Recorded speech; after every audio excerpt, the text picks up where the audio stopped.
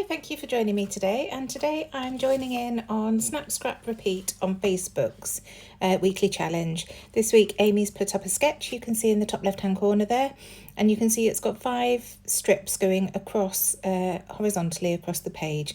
So I've decided to use mixed media for those strips. So I've started with the middle strip, and for that one I've used pine needles, and I've just used a wide brush, it's about a 1-inch brush, and created that strip going across, and then used a mini paintbrush to add some splatters around that strip. The second one that I'm doing, I can't remember if I added it above or below, above, is, I think this is Evergreen Bough.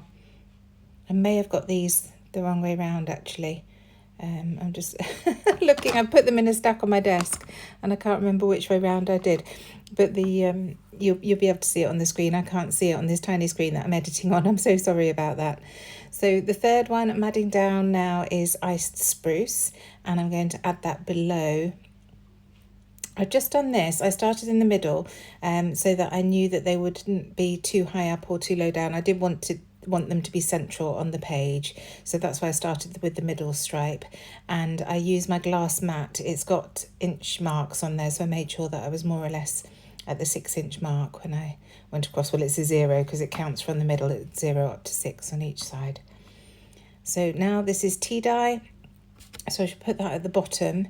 I'm trying to match the colours a little bit in the photo. These are 2 photos that I took recently of Amelia with my sister's dog. We were there for my niece's 13th birthday party. We were just having some drinks and nibbles, and I just snapped a photo of Amelia. She'd been out for the day, it was Saturday, and she'd been out for the day with her friends into Manchester, so she was a bit late joining us. So when she arrived, Maple went straight over to her and I just snapped a quick photo. Maple absolutely adores Amelia, I think because she's so calm. She always goes straight to her when she comes in, which is really lovely. So this last colour is Salvage Patina, which is going right at the top there, and I'm just making sure that the strips are more or less the same width. I have a tendency to go off kilter a little bit, so I was just using the brush to even that up a bit. Adding some splatters again, and then I should move that to the side to dry. So just lining these ink pads up again to make sure that I've got them in the right order, because I am going to add more to those. So these are the 2 photos. As I say, I've printed them off in 2x3, so 3x4. So I use the Project Life app on my iPhone. It's a free app, and you can add multiple photos to a grid and then print it off as a 4x6. So that works really well for me when I want to print smaller photos. So just adding that to a scrap of white cardstock and then trimming down the edges. I just want to add a few layers behind these photos. I've not used a lot of papers on this layout because I wanted to make the mixed media do the work, but I did pull out my Fernwood collection because I thought that's got a lot of greens and blues and will work really nicely with this. So you can see I'm down to scraps really on Fernwood. I really should just break down that kit now. There's not an awful lot left. So I'm just using the scrap of this, it's like a mocha colour, to mat the photos. It's not wide enough to go right the way across the photos, but that's fine by me. I like different layers behind. So I shall start with this one, and then I'll bring in another paper shortly. So if you haven't already joined Amy's group, Snap, Scrap, Repeat on Facebook, please do go and give it a check out. I did another layout using her challenge last week, I think it was, and they're brilliant challenges. They're all just for fun. There's no payment involved. Amy's such a lovely girl. She's on the Hey Little Magpie design team. So do go and check it out. I'll try and remember to leave the link down below in the description box. So here's that second paper that I'm bringing in. I'm just trimming off the strange angles on that paper on the back, and then using my distress tool to distress the edges. And then I'm going to glue this onto the blue paper, and I'll have a full mat of that blue. It's really nice sort of knitting pattern, but again, it goes beautifully with the colours in the photo. Amelia's got a lovely blue top on, and Lindsay's TV is one of those TVs where you can play a picture, and she normally has one of these Monet type pictures in the background, so that's all those blues and greens as well. So just dressing the edges there. I'll do the same with the other photo. I won't make you watch me do all of that. So there they are together. The paint is or the ink is more or less dry on this page now, so I'm happy to continue.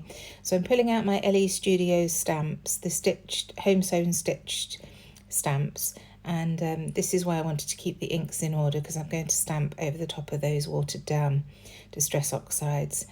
Obviously the colour is going to be a lot more intense doing it this way. Look, I forgot on the right hand side, normally I add a scrap of card. You can see I've just done that now, so that the stamping doesn't go any further than I want it to, and I realised just as I was putting the stamp down I hadn't done that, so that didn't stamp brilliantly, but it's fine.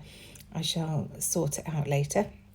And then I'm just going through each ink, and as you can see, just adding the stamp, overlapping, and using my scrap card at the end just to stop it going too far. I just want a couple of stitches on each side. I'm using the same stamp for each of the blocks. I won't make you watch all of that. I'll cut it out in a minute. And there we go, that's it all done. So now that's done, I want to use some of the other stamps on this set. So there's one which is like a zigzag, so I'm going to come in on the blue, the Salvage Patina at the top there, and just stamp multiple times just to create a bit of a zigzag there, and just overlapping and having second generation stamping as well on there. And then the same with the tea dye in the bottom right, because I've done top left, so I wanted to come down to bottom right on that one. And then I'm going to pull out this other stamp. It's like the ends of a stitch really, so I'm just going to do that on the middle. I think this is pine needles, and just add that to either end so it looks like the thread's just hanging out. And now I'm coming in with this All and Create stamp. This is a really lovely stamp to create mixed media if you don't want to get messy. So I've just pulled out the splatters, and I'm going to do second generation stamping right the way across this using tone on tone. So I've started with Salvage Patina, and you can see I've got that scrap of card that I'm just stamping onto first, and then onto the Salvage Patina, and it gives a really delicate look. And honestly, they do look exactly as if I've done paint splatters on here, so it's a great way of adding splatters without the mess and with more control. So you can see I'm just turning the stamp block around so that it's going in different directions, so it doesn't all look uniform, and I've done that with each of the colours.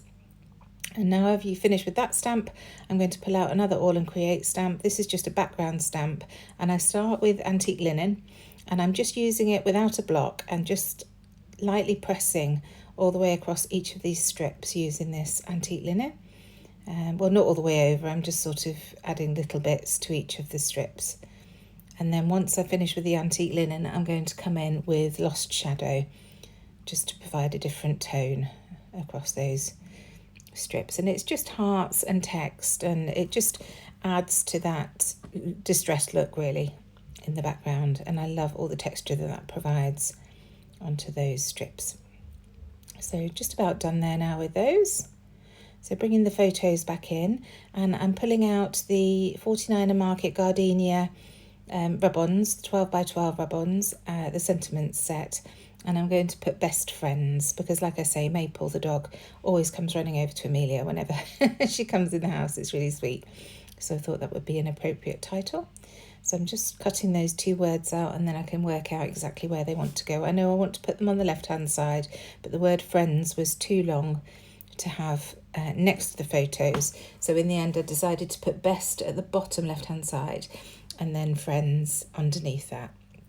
And I shall stagger the photos so that friends just nestles in that little gap that you get by staggering them. I'll get there in the end. There we go. So that's how they're going to sit. So I will rub them down now. I will tell you, with rub-ons, these 49er Market rub-ons are absolutely amazing. I'm sure you've heard other people ruminating about that. But if your background is even slightly damp, they don't rub on terribly well. So definitely give your card a chance to dry. I was being impatient, and I did struggle a little bit. It kept pulling off, it kept staying on the backing paper and not staying on the card. I think that was purely because it was damp. So take heed and do as I say, not as I do. So there's the word best down, and then I'll position friends again, check that it's straight and get that rubbed on too. I won't make you watch. I do trim off anything at the top that's going to be hidden so that I can save that for another layout. So there are some splatters up at the top there that I'll just trim off as well. And then lay this down and rub it on.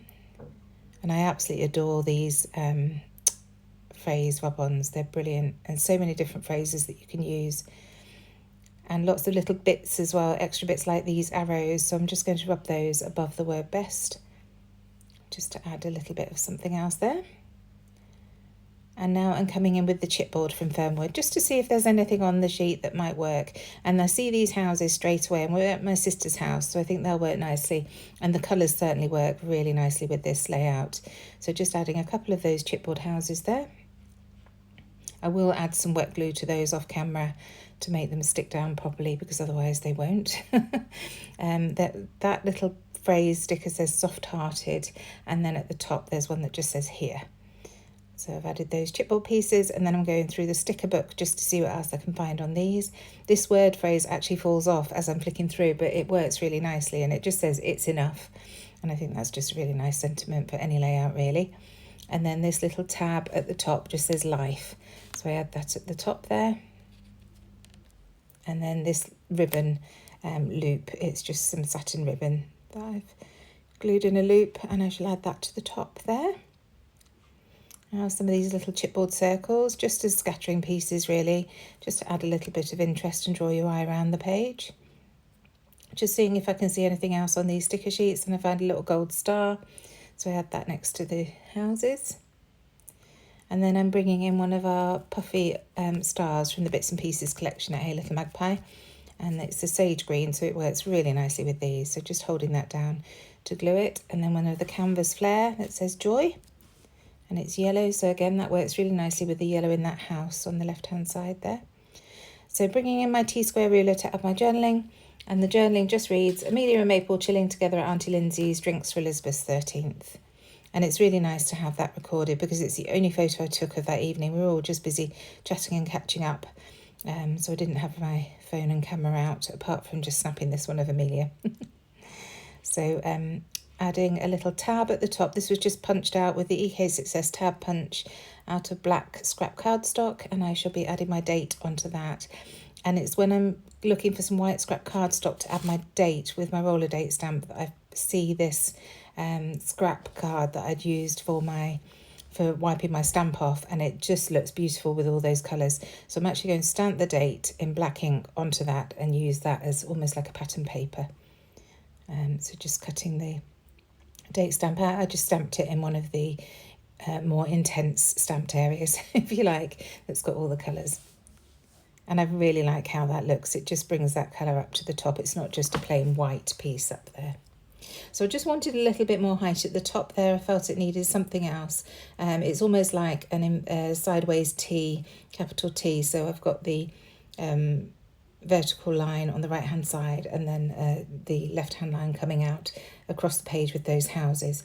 So I just, like I say, I just wanted to add a little bit more height here. So I'm just cutting a faux tag using my fingernails to rough up the edges, and then I use my crocodile to create a hole off camera. And I'm just having to trim down the height to get it to the right height, because I've glued everything down already, so I was struggling to get it tucked behind everything. So just added that tag there, and then I'm going to add some wax twine in a tealy turquoise to match the colours again on the layout, and just tying that in a bow. And that's it. I really hope you've enjoyed this. Thank you so much for the inspiration, Amy. I've loved creating with this sketch. I'll see you all again soon. Bye.